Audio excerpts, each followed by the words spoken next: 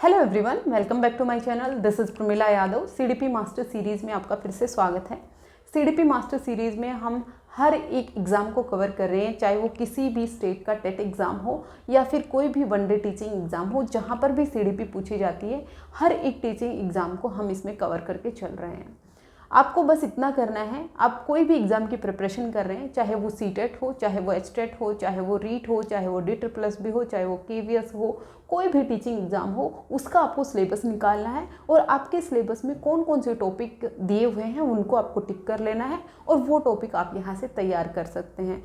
यहाँ से तैयार करने के बाद आपको इधर उधर कुछ भी ढूंढने की ज़रूरत नहीं पड़ेगी, क्योंकि हर एक टॉपिक का हम डिटेल डिस्कशन कर रहे हैं। हम मनोविश्लेषणवाद पढ़ रहे थे। मनोविश्लेषणवाद के जनक कहा गया था सिगमंड फ्रॉइड को। सिगमंड फ्रॉइड ने अपनी सबसे पहली थ्योरी भी दी थी, जिसको साइको एनालिसिस या फिर साइकोडायनामिक थ्योरी कहा गया था। सिगमंड फ्रॉइड ने कहा था कि जो बच्चे की पर्सनैलिटी है, बच्चे का जो व्यक्तित्व है, वो 3 पार्ट्स में डिवाइडेड है। एक तो इड, ईगो और सुपर ईगो। इड होता है इदम, अहम और परा अहम। उन्होंने बच्चे की पर्सनैलिटी है उसको 3 पार्ट्स में डिवाइड कर दिया। उन्होंने कहा कि बच्चे की पर्सनैलिटी है वो 5 स्टेजेस में डेवलप होती है। ये सब हम ऑलरेडी डिटेल में डिस्कस कर चुके हैं। फिर उसके बाद एक और साइकोलॉजिस्ट आए, जिनको इरिक इरिक्सन की साइको सोशल डेवलपमेंट थ्योरी दी। उन्होंने कहा कि बच्चे का जो डेवलपमेंट है उसमें बच्चे के जो सामाजिक अनुभव हैं वो भी इंक्लूडेड होते हैं। बच्चे की पर्सनैलिटी को उसके सामाजिक अनुभव भी प्रभावित करते हैं। फिर उसके बाद एक और साइकोलॉजिस्ट आए, जिनका नाम था एडलर। एडलर साहब ना शुरुआत में तो सिगमंड फ्रॉइड के साथ ही काम कर रहे थे, सिगमंड फ्रॉइड के मत से ही सहमत थे, लेकिन बाद में उन्होंने कहा कि जो बच्चे की पर्सनैलिटी है वो सिर्फ और सिर्फ बायोलॉजिकल नहीं होती है, सिर्फ और सिर्फ जैविक नहीं होती है। जैविक के साथ साथ बच्चे की जो पर्सनैलिटी है वो सामाजिक भी होती है। कैसी होती है? सामाजिक भी होती है। जैसे सिगमंड फ्रॉइड कह रहे थे कि बच्चे की जो पर्सनैलिटी है वो जैविक होती है, बायोलॉजिकल होती है। उन्होंने 5 स्टेजेस बताई थी। जैसे जैसे बच्चे की उम्र बढ़ती है तो बच्चे की जो पर्सनैलिटी है उसमें डेवलपमेंट होता रहता है। और उन्होंने लिबिडो को सबसे ज़्यादा इंपॉर्टेंस दी थी। उन्होंने कहा था जो कामुकता प्रवृत्ति है, जो सेक्सुअल अर्ग है, वही बच्चे की पर्सनैलिटी को डिटरमाइन करती थी। जो एडलर साहब थे वो इस चीज़ से सहमत नहीं थे। उन्होंने कहा कि जो बच्चे की पर्सनैलिटी है वो सिर्फ और सिर्फ जो सेक्सुअल एनर्जी है वही कंट्रोल नहीं करती है। यहाँ पर बच्चे में 2 कॉम्प्लेक्सेस पाए जाते हैं। एक कॉम्प्लेक्स होता है इन्फीरियरिटी कॉम्प्लेक्स और एक होता है सुपीरियरिटी कॉम्प्लेक्स। हर एक मनुष्य है वो इन्फीरियरिटी से सुपीरियरिटी में जाना चाहता है, यही उसका ड्राइविंग फोर्स होता है। तो एडलर है वो सिगमंड फ्रॉइड से अलग हो गए और उन्होंने अपने एक नए स्कूल ऑफ थॉट की स्थापना की, जिसको कहा गया पर्सनल साइकोलॉजी, जिसको कहा गया व्यक्तिगत व्यक्तिगत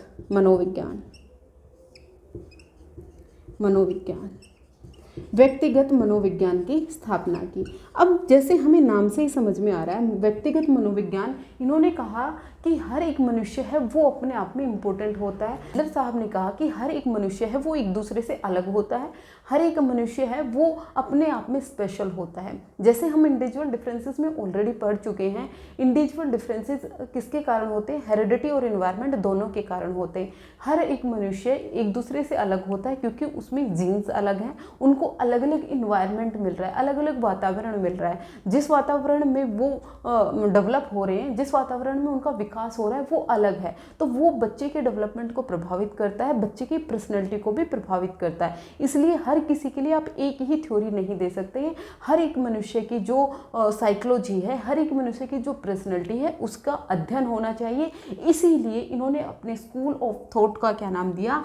व्यक्तिगत मनोविज्ञान का नाम दिया, पर्सनल साइकोलॉजी का नाम दिया। इन्होंने कहा कि हर एक मनुष्य है वो क्या होता है? ओरिजिनल होता है, हर एक मनुष्य की अपनी पहचान होती है। इसीलिए इन्होंने व्यक्तिगत मनोविज्ञान का नाम दिया। फिर इन्होंने कहा कि जो मनुष्य है वो सिर्फ और सिर्फ बायोलॉजिकल नहीं होता है, जैविक नहीं होता है, वो सामाजिक भी होता है। जैसे हम बहुत बार सुनते हैं कि मनुष्य है वो एक सामाजिक प्राणी है, क्योंकि वो किसी वैक्यूम में नहीं रहता है, वो अपने आसपास के लोगों के साथ रहता है। जिस भी तरह के आसपास के लोग उसके साथ प्रेजेंट हैं, उसका व्यक्तित्व उसी तरह का हो जाता है। उसके आसपास अगर पॉजिटिव थिंकिंग रखने वाले लोग हैं तो उसकी जो थिंकिंग है वो खुद ब खुद पॉजिटिव हो जाती है।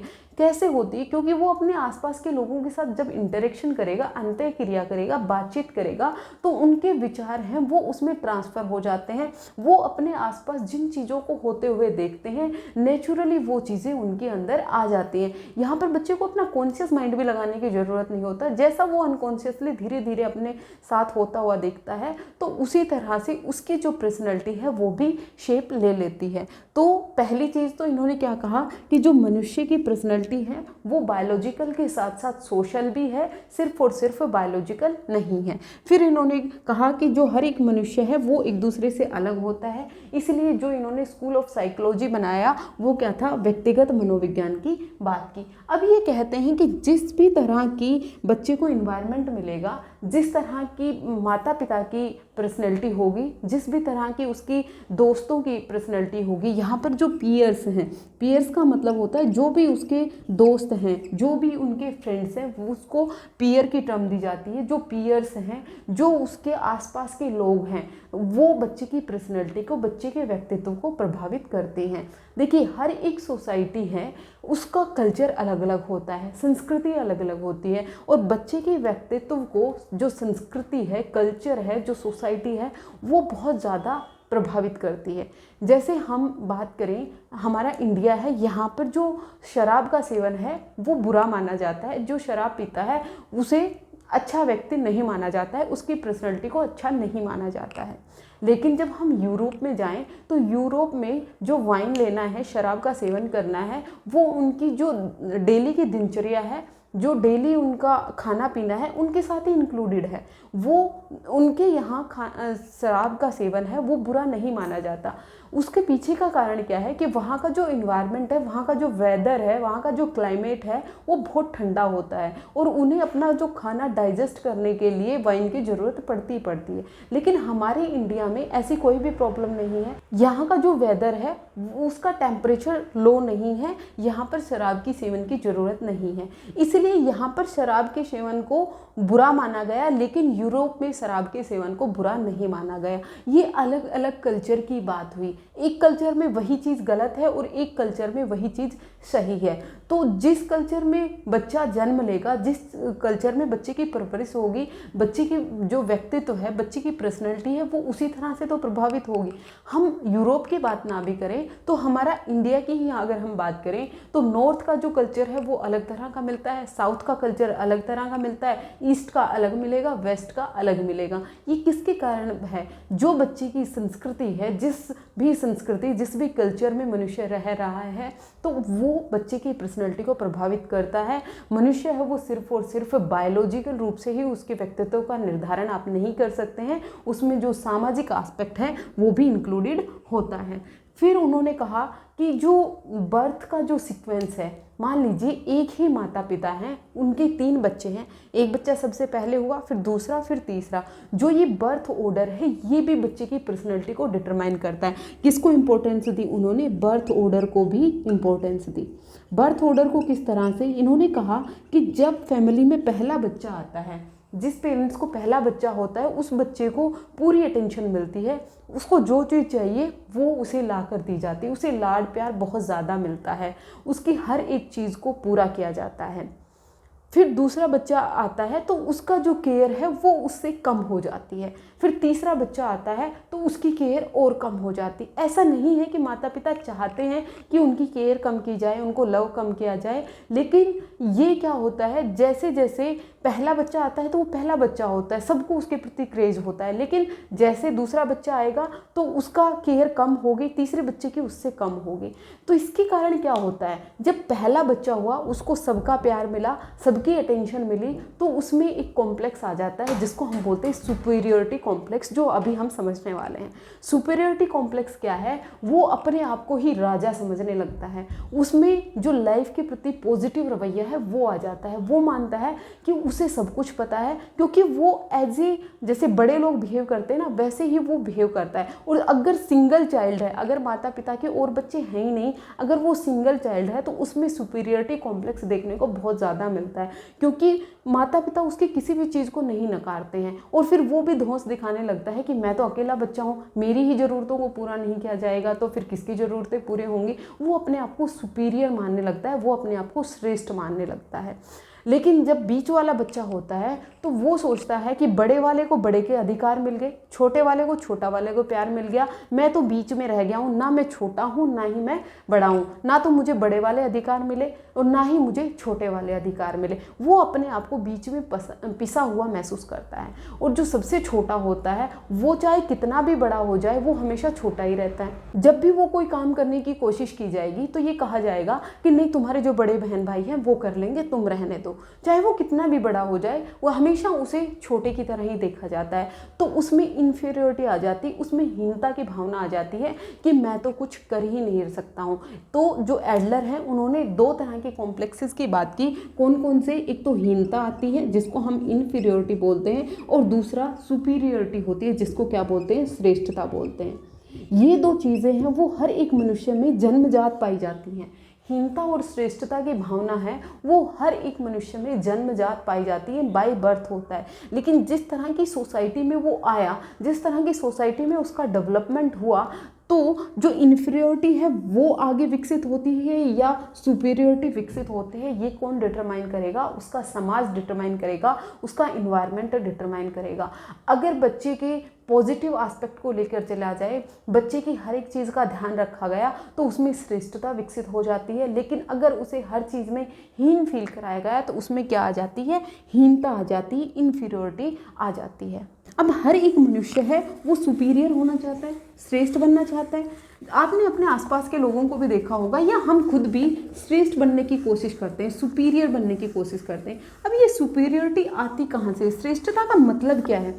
श्रेष्ठता का मतलब आता है कंपैरिजन से। जब दो लोगों की तुलना होती है तब वहीं से श्रेष्ठता निकल के आती है, सुपीरियरिटी निकल के आती है। जब अगर कंपैरिजन ही नहीं होगा, तुलना ही नहीं होगी, तो वहाँ पर तो सुपीरियरिटी और इन्फीरियरिटी की कोई बात ही नहीं है। एक कंडीशन में हम सुपीरियर होते हैं, एक कंडीशन में हम इन्फीरियर होते हैं। कई जगह हम श्रेष्ठ होते हैं, कई जगह हम इन्फीरियर भी होते हैं। कई जगह हम श्रेष्ठ कैसे हैं? श्रेष्ठ का मतलब ये है कि मान लीजिए आप, एक बहुत कॉमन सा एग्जाम्पल है, आपको ठीक ठाक इंग्लिश बोलने आती है, आप गांव चले जाएं और गांव जाकर जब आप बातचीत करते हैं तो एक दो शब्द आप इंग्लिश के बोल दीजिए, तो वहाँ के लोगों को ये लगेगा कि ये तो बहुत अच्छा पढ़ा लिखा है, इसे तो बहुत कुछ आता है। वहाँ पर क्या दिखा रहे हैं? आप अपना सुपीरियरिटी कॉम्प्लेक्स दिखा रहे हैं। अब वो सुपीरियरिटी कॉम्प्लेक्स कहाँ पर इन्फीरियर हो जाएगा? जब आप शहर में जाकर जो इंग्लिश मीडियम के बच्चे होते हैं, जहाँ पर जो कन्वर्सेशन होता है वो इंग्लिश में हो रहा हो, तो वहाँ आप अपने आप को इन्फीरियर मानते हैं क्योंकि आपको प्रॉपर इंग्लिश नहीं बोलनी आ रही है। एक जगह पर एक ही टर्म में आप सुपीरियर हैं और दूसरी टर्म में आप इन्फीरियर हैं। तो ये चीज़ें कहाँ से आई? कंपैरिजन से आई। आप किसके साथ अपना कंपैरिजन करना चाहते हो? एक बार जब आपने इन्फीरियर फील किया, एक कंडीशन में जब आपने हीनता फील की, तो अब जो ह्यूमन नेचर है वो चाहता है कि वो कहीं सुपीरियर भी फील करे, वो श्रेष्ठता भी फील करे, और वो अपनी श्रेष्ठता को सिद्ध करने के लिए अपना कंपैरिजन अपने से कम लोगों को करते हैं। जो उनसे कम है, चाहे किसी भी एस्पेक्ट की हम बात करें, तो वो उसके साथ अपना कंपैरिजन करेगा और वहाँ पर वो अपने आप को सुपीरियर साबित कर लेगा। हर एक मनुष्य है वो अपने आप को सुपीरियर दिखाने के लिए मेहनत करता है, अपनी सुपीरियरिटी को सिद्ध करने के लिए कोशिश करता है। तो यहाँ पर जो स्ट्राइविंग फोर्स है वो क्या है? सुपीरियर बनना है। देखिए, जब एडलर ने अपना स्टडी शुरू की थी तो स्टार्टिंग में वो फिजिकली हैंडीकैप्ड लोगों पर काम कर रहे थे। उन्होंने देखा कि उन जो मनुष्य में किसी भी एक अंग में, किसी भी एक बॉडी पार्ट में जो इन्फीरियरिटी, जो हीनता है, तो उसकी हीनता को दूर करने के लिए वो किसी दूसरे पार्ट से काम करने लग जाते हैं। मान लीजिए किसी बच्चे का राइट हैंड काम नहीं करता है तो वो लेफ्ट हैंड से लिखना शुरू कर देता है, अपने सारे काम लेफ्ट हैंड से शुरू कर देता है। अब उसके राइट हैंड में इन्फीरियरिटी थी, हीनता थी, लेकिन उस हीनता को उसने ओवरकम कैसे किया? अपने लेफ्ट हैंड से काम करना शुरू कर दिया। या फिर कुछ ऐसे भी पेशेंट थे जिनके दोनों ही हाथ नहीं थे। ये हम अपने आसपास भी देखते हैं कि जिन लोगों के दोनों हाथ ही काम नहीं करते वो अपने पैरों से भी काम करने की कोशिश करते हैं, पैरों से ही वो खाना खाना सीख जाते हैं। वो क्या कर रहे हैं? वो सुपीरियरिटी पाना चाहते हैं, श्रेष्ठता में जाना चाहते हैं। ठीक है। अपनी इन्फीरियरिटी, अपनी हीनता को दूर करने के लिए वो क्या करना चाहते हैं, सुपीरियर होना चाहते हैं। हर एक मनुष्य में इन्फीरियर और सुपीरियर दोनों चीज़ें जन्म से ही पाई जाती हैं। अब जो हीनता, उसके पर्सनैलिटी में हीनता आएगी, इन्फीरियरिटी आएगी या फिर सुपीरियरिटी आएगी, वो उसके समाज के लोग डिसाइड करेंगे। देखिए, ये इन्फीरियरिटी और सुपीरियरिटी हमें दिखाने की ज़रूरत क्यों पड़ती है? ज़रूरत भी इसीलिए पड़ती है क्योंकि हमारा कंपैरिजन किया जाता है। जब दो लोगों के बीच में कंपैरिजन होगा तभी तो श्रेष्ठता की बात होगी। अगर कंपैरिजन ही नहीं हुआ, तुलना ही नहीं हुआ, तो इन्फीरियरिटी और सुपीरियरिटी की तो कहीं बात ही नहीं रह जाएगी। हाँ, जो मनुष्य को कहीं ना कहीं इन्फीरियर फील कराया गया है तो वो अपना जो इन्फीरियरिटी है वो ऐसी जगह पर जाकर निकालेगा जहाँ वो अपने आप को सुपीरियर दिखा पाए, अपने आप को श्रेष्ठ दिखा पाए। मान लीजिए एक आदमी 20,000 रुपये कमाता है तो जो 40,000 रुपये कमाने वाला आदमी है वो अपने आप को सुपीरियर समझता है, और जो 20,000 कमा रहा है वो अपने आप को इन्फीरियर भी समझता है, क्योंकि जो सुपीरियर वाला है, जो 40,000 रुपये कमा रहा है, वो उसको इन्फीरियर फील करा रहा है, उसको हीनता फील करा रहा है। लेकिन जब 40,000 वाले का कंपेरिजन 1 लाख वाले से किया गया कि वो एक महीने में 1 लाख रुपए कमा लेता है, तो यहाँ पर जो 40,000 रुपये कमाने वाला मनुष्य था वो क्या हो गया, हीन हो गया और वो सुपीरियर हो गया। तो कंपैरिजन आप किसके साथ कर रहे हो उस पर डिपेंड करती है आपकी इन्फीरियरिटी और सुपीरियरिटी। इन्फीरियरिटी और सुपीरियरिटी है वो जन्मजात मनुष्य में पाई जाती है। अगर कोई भी मनुष्य है वो हीनता को कंपनसेट नहीं कर पाया, अपनी हीनता पर ओवरकम नहीं कर पाया, जैसे मैंने अभी आपको एग्जांपल दिए, जैसे फिजिकल हैंडीकैप की बात होती थी, तो वो अपने किसी भी एक पार्ट पर सुपीरियरिटी हासिल करना चाहते थे, उस हीनता को कम करना चाहते थे।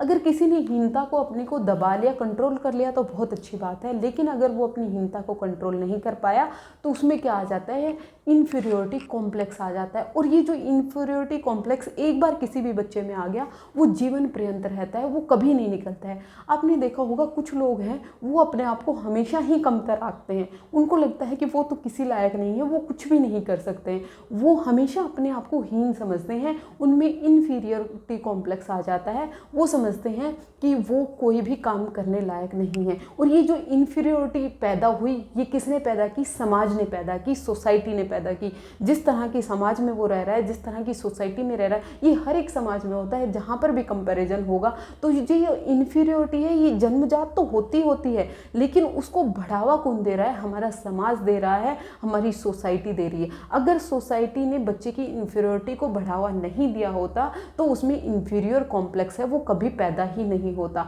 तो इसका रिस्पॉन्सिबल कौन है, हमारा समाज है। इन्फीरियरिटी कॉम्प्लेक्स और सुपीरियरिटी कॉम्प्लेक्स होपफुली आपको समझ में आ गया होगा। अब उसके बाद हम देखते हैं कि जो एडलर का व्यक्तित्व का सिद्धांत है, इसके गुण क्या क्या हैं, इसकी विशेषताएं क्या क्या हैं। सबसे पहले तो इन्होंने चेतन मन की बात की है, कॉन्शियस माइंड की बात की, कौन से मन की बात की है, चेतन मन की बात की है। जो बच्चे का जो कॉन्शियस माइंड है और जो वो एक्टिवली पार्टिसिपेट जिन चीज़ों में कर रहे हैं वही बच्चे के व्यक्तित्व को निर्धारित करती है। जैसे सिगमंड फ्रॉइड हैं, वो अचेतन मन को सबसे ज़्यादा इम्पोर्टेंट मानते थे। वो मानते थे कि जो मनुष्य का मन है उसका 9/10 पार्ट है वो अचेतन मन में होता है। लेकिन जो एडलर हैं वो कहते हैं कि अचेतन मन उतना इम्पोर्टेंट नहीं होता है, चेतन मन है, कॉन्शियस माइंड है, वो इम्पोर्टेंट होता है, क्योंकि हम कॉन्शियसली एक्टिविटी करते हैं अपनी इन्फीरियरिटी पर काबू पाने के लिए, अपनी हीन भावना को दूर करने के लिए चेतन प्रयास किए जाते हैं। जैसे हम ये मानते हैं कि हमें इंग्लिश स्पीकिंग नहीं आती तो हम इंग्लिश बोलने की शुरुआत करते हैं, इंग्लिश बोलने की कोशिश कर रहे हैं। अब वो इंग्लिश बोलने की जो कोशिश हो रही है वो चेतन मन में ही तो हो रही है, कॉन्शियस माइंड में ही तो हो रही है। यहाँ पर इन्होंने अनकॉन्शियस माइंड की बिल्कुल भी बात नहीं की, अचेतन मन की बात नहीं की, इन्होंने चेतन मन को इम्पोर्टेंस दी है। कोई भी मनुष्य है वो अपनी इन्फीरियरिटी को, अपनी हीनता को दूर करने के लिए चेतन प्रयास करते हैं। कई लोग अपनी फिजिकल अपीयरेंस से भी हीनता की भावना आ जाती है। कई लोगों का, जो हमारे इंडियन सोसाइटी है वहाँ पर जो ब्लैक कलर है, जो सांवला रंग है, उसको बहुत ज़्यादा इन्फीरियर माना जाता है। जो लोग सांवले होते हैं उनमें कभी कॉन्फिडेंस आ ही नहीं पाता है, क्योंकि जो समाज है, जो सोसाइटी है, वो गोरे लोगों को इम्पोर्टेंस देती है। यहाँ पर जो सुंदरता है वो कैसे डिटरमाइन कर दे कि कौन गोरा है और कौन काला है। तो जो सांवला रंग हो गया वो तो जन्मजात उन्हें मिला है, उनकी तो कोई गलती नहीं है, उनने तो कुछ नहीं किया है। जिसका जो सांवला रंग आ गया, जो जन्मजात जो चीज़ें हैं वो भी इन्फीरियर कॉम्प्लेक्स फील करवा सकती हैं। अब वो इन्फीरियोरिटी से निकलेगा कैसे? या तो वो अपना जो मेकओवर है वो करवाए, उससे उसका इन्फीरियर कॉम्प्लेक्स दूर हो, या फिर वो अपने आप में इतना सेल्फ कॉन्फिडेंस हो जाए कि मुझे कोई फ़र्क नहीं पड़ता कि लोग क्या कहते हैं। वो अपने आप को मेंटली इतना स्ट्रॉन्ग कर ले कि उसे फ़र्क ही ना पड़े कि लोग उसके सांवले रंग के बारे में मजाक उड़ाते हैं या जो कुछ भी बातें कर रहे हैं। तो ये जो सारे प्रयास हो रहे हैं वो कैसे होते हैं? चेतन मन में होते हैं, कॉन्शियस माइंड में होते हैं। फिर इन्होंने जो सोशल फैक्टर्स हैं उनको रिस्पॉन्सिबल माना है, ये मैं आपको पहले डिस्कस कर चुकी हूँ। जो सामाजिक कारक हैं वो बच्चे की पर्सनैलिटी को डिटरमाइन करते हैं। सामाजिक कारक, अब ये जो सामाजिक कारक हैं इसमें ह्यूमन बीइंग आ गए, जो भी लोग हैं जो बातचीत करते हैं जिस तरह की, वो चीज़ें आ गई। इन्वायरमेंटल फैक्टर आ गए, वहाँ का इन्वायरमेंट कैसा है, वहाँ का वेदर कैसा है, मौसम कैसा है, वहाँ का क्लाइमेट कैसा है, वो सब चीज़ें बच्चे की पर्सनैलिटी को डिटरमाइन करती हैं। जैसे पर्सनैलिटी का एक एस्पेक्ट होता है फिजिकल अपीयरेंस। जैसे हम हाइट की बात करें, हाइट में जो पहाड़ी क्षेत्र में लोग रहते हैं उनकी हाइट नॉर्मली कम पाई जाती है, जो प्लेन एरियाज में रहते हैं उनकी हाइट नॉर्मली ज़्यादा पाई जाती है। तो ये क्लाइमेटिक फैक्टर हुए ना, जहाँ पर उनका जन्म हुआ है, जो लोग पहाड़ों में जन्म लिए हैं उनकी हाइट कम रहेगी। अब उसमें उसका क्या, कोई दोष नहीं है। और जो प्लेन एरिया में आ गए उनकी हाइट अपने आप बड़ी होगी। तो जो सामाजिक कारक हैं ये सभी इन्वायरमेंटल फैक्टर सभी इंक्लूड होते हैं बच्चे की पर्सनैलिटी को शेप करने में। फिर इसके बाद इन्होंने क्रिएटिव स्किल्स को इम्पोर्टेंस दी है। ये कहते हैं कि हर एक मनुष्य में सृजनात्मक शक्ति होती है, क्रिएटिविटी होती है। क्रिएटिविटी कैसे? वो अपनी इन्फीरियोरिटी को दूर करने के लिए एक चीज़ में जिसमें इन्फीरियर है, एक चीज़ में जिसमें वो हीन है, तो दूसरे चीज़ में वो सुपीरियर कर ले रहे हैं। दूसरे चीज़ में वो क्रिएटिव कुछ चीज़ें ऐसी करते हैं कि जिसमें उनमें सृजनात्मकता की भावना पाई जाती है। मान लीजिए कोई बच्चा फिजिकली फिट नहीं है तो वो आर्मड जैसी जो जॉब्स हैं, जो पुलिस की जॉब है वह नहीं जा सकता, कोई बात नहीं। तो फिर वो क्या करे, वो सिंगिंग करना शुरू कर दिया। तो जो उसकी इन्फीरियोरिटी थी, जो उसकी हीनता थी, उसने सुपीरियोरिटी में कन्वर्ट कर लिया, एक दूसरे पार्ट पर उसने काम कर लिया। तो यहाँ पर क्या लगेगी? क्रिएटिविटी लगेगी, सृजनात्मकता लगेगी। फिर उसके बाद आता है कि जो पर्सनैलिटी है वो किसी भी बैक स्टेज पर डिपेंड नहीं करती है। जो हम फ्यूचर में जो हमने गोल डिसाइड किए हैं उसको अचीव करने में जो हमारी पर्सनैलिटी है वो शेप लेती है। जो फ्यूचर एक्सपेक्टेशंस हैं, हम अपने आप से फ्यूचर में क्या एक्सपेक्टेशंस रख रहे हैं, वो बच्चे की पर्सनैलिटी को शेप देती है। इसका मतलब क्या है कि हम भविष्य के बारे में क्या चीज़ें सोच रहे हैं, भविष्य की प्रत्याशाएं क्या हैं। जैसे हमने सोचा है कि हमें अपने जो इन्फीरियोरिटी है, इन्फीरियोरिटी मान लीजिए कि हमारे परिवार की जो आर्थिक स्थिति है वो ठीक नहीं है, उसे देखकर हम अपने आप में इन्फीरियर फील करते हैं। अब उस इन्फीरियोरिटी को दूर करना है, कैसे करना है? सुपीरियोरिटी कॉम्प्लेक्स हमें कब मिलेगा? जब हमारे पास पैसे आ जाएंगे। अब वो पैसे कैसे कमाने हैं, अब वो आपको डिसाइड करना है। तो जो भविष्य में हमें प्राप्त करना है वो एक मोटिवेटिंग फोर्स की तरह काम करता है, वो प्रेरक की तरह काम करता है। जैसे सिगमंड फ्रॉइड ने कहा था कि बच्चे की जो पर्सनैलिटी है वो पिछली स्टेज पर डिपेंड करती है। जैसे ओरल स्टेज का डेवलपमेंट एक बार बच्चे में जो हो गया, तो जब एनल स्टेज का बच्चे का डेवलपमेंट होगा, जब गुदा अवस्था में बच्चे का जो डेवलपमेंट हो रहा था वो किस पे डिपेंड कर रहा था? ओरल पर डिपेंड कर रहा था, बच्चे की मुखा अवस्था पर डिपेंड कर रहा था। इसका मतलब जो सेकंड स्टेज का डेवलपमेंट था वो फर्स्ट स्टेज में बच्चे का किस तरह से डेवलपमेंट हुआ है इस पर बेस्ड था। लेकिन जो एडलर हैं वो इनसे बिल्कुल अपोजिट थे। ये कहते हैं कि बच्चे ने पीछे क्या किया है इससे कोई फर्क नहीं पड़ता, बच्चा फ्यूचर को किस तरह से सोच रहा है वही बच्चे की पर्सनैलिटी को डिटरमाइन करता है। फ्यूचर की एक्सपेक्टेशंस क्या क्या हैं, भविष्य को लेकर उसकी प्रत्याशाएं क्या क्या हैं, वही बच्चे की पर्सनैलिटी को शेप करती हैं। ये थे एडलर की जो थ्योरी थी, उसके कुछ गुण थे, उसकी कुछ विशेषताएं थी। फिर इसके बाद उन्होंने कुछ बिंदुओं की बात की, कुछ पॉइंट्स की बात की जिस पर उन्होंने अपनी जो कंप्लीट थ्योरी है उसको बेस्ड माना। इन्होंने कहा कि जो बच्चे की पर्सनैलिटी है उसको आप पूर्णता लेके चलिए, मतलब जो उसकी व्यक्तित्व है उसमें एकता होनी चाहिए। इसका मतलब क्या है? जैसे सिगमंड फ्रॉइड ने कहा था कि बच्चे की जो पर्सनैलिटी है वो 3 पार्ट्स में होती है। उन्होंने 3 पार्ट्स की बात की थी, वो कौन कौन से थे? इड, ईगो और सुपर ईगो। बच्चे की पर्सनैलिटी को 3 पार्ट्स में डिवाइड कर दिया था। लेकिन एडलर साहब कहते हैं कि ऐसा नहीं होता है। तो क्या होता है कि जो बच्चे की पर्सनैलिटी है वो एक संपूर्ण एक वूहल लेके चलना चाहिए। क्या लेना चाहिए? वूहल लेके चलना चाहिए। अगर आपको याद हो कि वूहल की बात किसने की थी?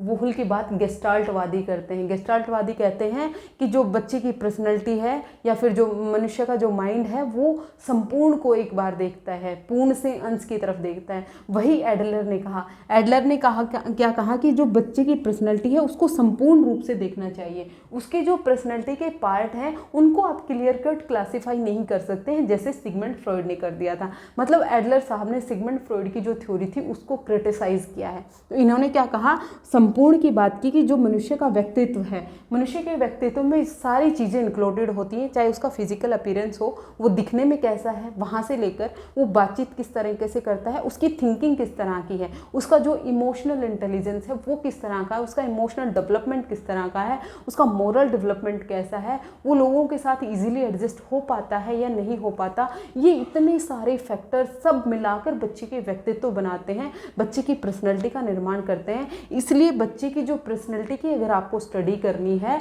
तो वूहल लेके चलोगे, संपूर्ण की बात होती है। फिर उसके बाद आता है कि सेकंड पार्ट आता है प्रत्यक्षीकरण में आत्मनिष्ठता। इसका मतलब क्या है कि जो फ्यूचर एक्सपेक्टेशंस हैं, जो भावी जीवन में बच्चे के साथ होने वाला है, बच्चे की पर्सनैलिटी उस पर डिटरमाइन करती है, ना कि पीछे जो उसकी लाइफ में हुआ है उस पर बेस्ड होती है। फिर उसके बाद आता है कि जो भी मनुष्य है वो अपनी लाइफ में सक्सेस होना चाहता है, मतलब सफलता प्राप्त करना चाहता है, सफलता प्राप्त करना चाहता है या फिर पूर्णता प्राप्त करना चाहता है।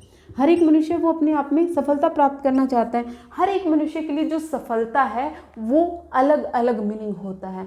किसी की लाइफ में सफल होने का मतलब है बहुत सारा पैसा कमाना, किसी की लाइफ में सफल होने का मतलब है कि वो सोसाइटी में वेल एडजस्ट हो जाए, किसी के लिए सफलता का मतलब है कि वो अपने आप पर काबू पा ले। ये बहुत सारी जो सफलता है वो हर एक के लिए अलग अलग डेफिनेशन होती हैं।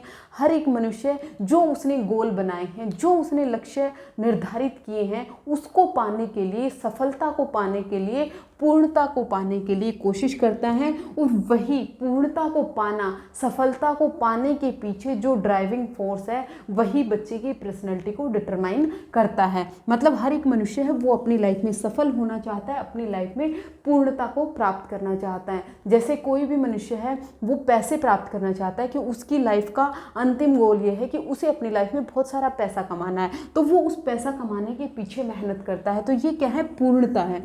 ये कहीं ना कहीं जो मैस्लो की हायरार्की ऑफ नीड्स थी उससे भी प्रभावित थे। इन्होंने कहा था जिस भी तरह की आवश्यकताएं मनुष्य को होती हैं वो उसी तरह से बिहेव करता है। जिस भी चीज़ की उसे ज़रूरत होगी उसी तो पाने की कोशिश करेगा। जो चीज़ें उसके पास ऑलरेडी हैं या फिर जो चीज़ें उसे नहीं चाहिए उसके लिए तो वो मेहनत ही नहीं करेगा, उसके लिए वो चेतन प्रयास ही नहीं करेगा। तो इसलिए कहीं ना कहीं जो मैस्लो की जो आवश्यकताओं का सिद्धांत था उससे भी प्रेरित थे। इसीलिए इन्होंने कहा कि जो मनुष्य है वो सफलता को, पूर्णता को प्राप्त करना चाहता है।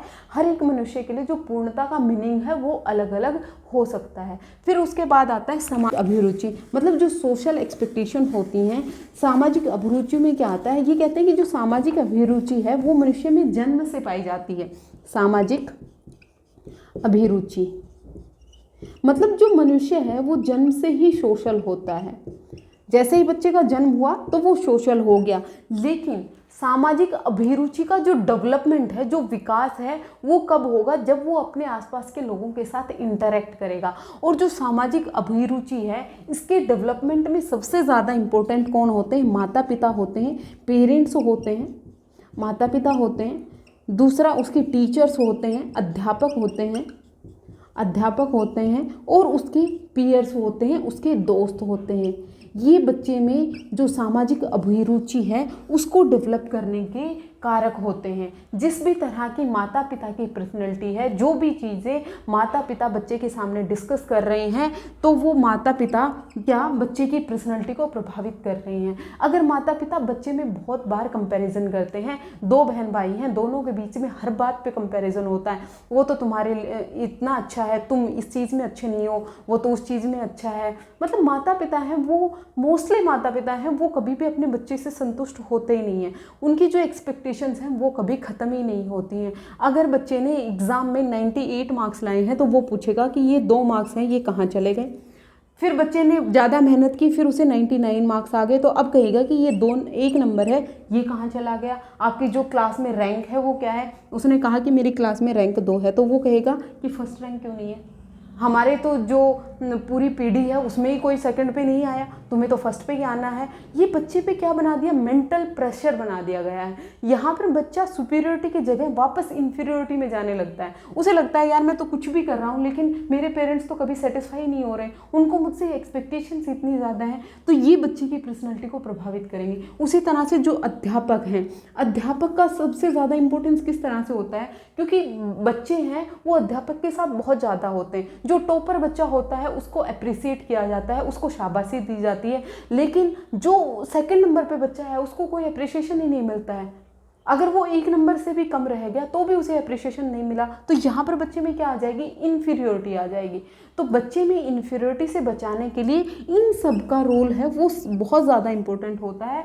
हमें बच्चे की जो इन्फीरियोरिटी कॉम्प्लेक्स ना डेवलप हो बच्चे में, उसके लिए बच्चे का जो कंपैरिजन है, तुलना करने से बचना चाहिए। जितना आप बच्चे की तुलना कम करेंगे, बच्चा अपने आप को सुपीरियर समझेगा, क्योंकि बच्चा फिर वहाँ पर कंपैरिजन में नहीं फंस जाता है कि उसे मुझसे ज़्यादा आता है, उसे मुझसे कम आता है। वो अपना 100% देने की कोशिश करता है, जितना वो कर सकता है वो उतना कर रहा है। और जब बच्चा इस तरह से करने लग जाएगा तो बच्चे की जो पर्सनैलिटी है उसमें हीनता कभी आ ही नहीं सकती और ना ही उसमें सुपीरियरिटी आ सकती। देखिए, जो इन्फीरियरिटी और सुपीरियरिटी है ना, ये दोनों ही नेगेटिव हैं। अगर इन्फीरियर हो गया बच्चा, हीन भावना आ गई, तो वो सोचेगा कि उसे तो कुछ नहीं आता है, वो तो कुछ करने लायक ही नहीं है। लेकिन जिस मनुष्य में सुपीरियरिटी आ गई, वो अपने आप को ही भगवान समझने लगता है कि मैं नहीं तो कौन बे। ये क्या आ गई, सुपीरियरिटी आ गई कि सब कुछ मैं ही हूँ, मेरे तो जो और बाकी लोग हैं वो सब मुझसे नीचे हैं। तो ये भी घातक है मनुष्य के लिए। ना तो मनुष्य में जो सुपीरियरिटी जब इतनी ज़्यादा हो जाती है तो उसको हम सुपीरियरिटी कॉम्प्लेक्स मानने लगते हैं। सुपीरियरिटी कॉम्प्लेक्स कहते हैं कि वो अपने आप को ही भगवान समझने लगा है ना। ये क्या है, सुपीरियरिटी कॉम्प्लेक्स आ गया कि जब जहाँ से हम खड़े होते हैं वहीं से लाइन शुरू होती है। ये क्या है, सुपीरियरिटी है। दूसरी लाइन भी तो शुरू हो सकती है। तो बच्चे में जो सुपीरियरिटी कॉम्प्लेक्स पैदा होना ये भी गलत है और इन्फीरियरिटी कॉम्प्लेक्स आना ये भी गलत है। यहाँ पर इन्फीरियरिटी और सुपीरियरिटी में दोनों में बैलेंस होना जरूरी है, तभी बच्चे की जो पर्सनैलिटी है वो पॉजिटिव हो पाएगी, जीवन के प्रति वो एक सकारात्मक रवैया रख पाएगा। फिर उसके बाद आता है जीवन शैली। जिस तरह की लाइफस्टाइल बच्चे की है वो भी बच्चे की पर्सनैलिटी को प्रभावित करता है। लाइफस्टाइल का मतलब क्या है, जिस तरह की सोसाइटी में वो रह रहा है, जिस भी तरह की दिनचर्या वो अपना रहा है, ये सब लाइफस्टाइल में होता है। जिस तरह से वो रह रहा है ये सब उसकी लाइफस्टाइल है। जैसे शहर में लाइफस्टाइल है कि रात को 12 बजे सोना है, सुबह 9 बजे उठना है, ये एक लाइफस्टाइल ही तो हो गई। दूसरा, गांव में क्या करते हैं लोग, 8 बजे सो जाते हैं, सुबह 4 बजे उठ जाते हैं। तो ये क्या है, ये भी तो बच्चे की पर्सनैलिटी को प्रभावित करती है। जो खान पान का तरीका है वो भी जीवन शैली में आएगा। जिस तरह का आप खाना पीना खा रहे हैं, एक तो आप शुद्ध शाकाहारी भोजन कर रहे हैं जिसमें कोई भी एक्स्ट्रा आप तेल मसाले नहीं डाल रहे हैं, तो उसका स्वभाव है वो शांत रहेगा। लेकिन जो खाना ही इतना तीखा और चटपटा और पता नहीं क्या क्या अटरम सटरम खा रहे हैं, तो वहाँ पर बच्चे की पर्सनैलिटी वो अलग तरह से हो जाएगी। तो जो बच्चे की जीवन शैली है, बच्चे की जो लाइफ स्टाइल है, वो भी बच्चे की पर्सनैलिटी को, बच्चे के व्यक्तित्व को प्रभावित करती है। फिर इन्होंने कहा सृजनात्मक शक्ति की बात की, क्रिएटिविटी की बात की, ये हम पहले भी कर चुके हैं कि हर एक मनुष्य है वो जन्म से क्रिएटिव होता है। जो क्रिएटिविटी होती है वो जन्म से ही मनुष्य के अंदर होती है। अब उस क्रिएटिविटी को डेवलप करना है या दबाना है, ये काम कौन करेगा, समाज करेगा। जब बच्चा कोई भी एक एक्टिविटी करने की कोशिश करता है, अगर उसको अप्रिसिएशन मिलेगा तो वो उसकी पर्सनैलिटी में क्रिएटिव चीज़ें आ जाएंगी। लेकिन अगर उसकी क्रिएटिविटी को दबाया गया तो उसमें क्या आ जाती है, हीनता की भावना आ जाती है। ये सब एडलर ने अपनी जो पर्सनल साइकोलॉजी थी, जो व्यक्तिगत मनोविज्ञान था, उसमें इन्होंने कहा। इन्होंने मेनली बच्चे की पर्सनैलिटी है उसको सिर्फ और सिर्फ जैविक ना मानकर इन्होंने सामाजिक भी कहा। जो समाज के लोगों को बच्चे की पर्सनैलिटी को शेप करने में बहुत ज़्यादा इम्पोर्टेंट माना।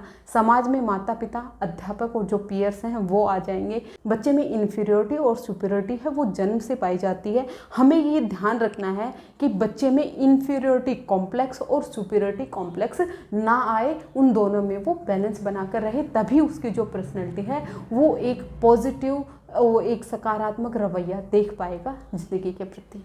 ये सब एडलर ने अपनी थ्योरी में कहा था। होपफुली आपको पर्सनल साइकोलॉजी में अब कोई भी डाउट नहीं रहा होगा। आज के लिए इतना ही, कल फिर से मिलते हैं। Thank you very much.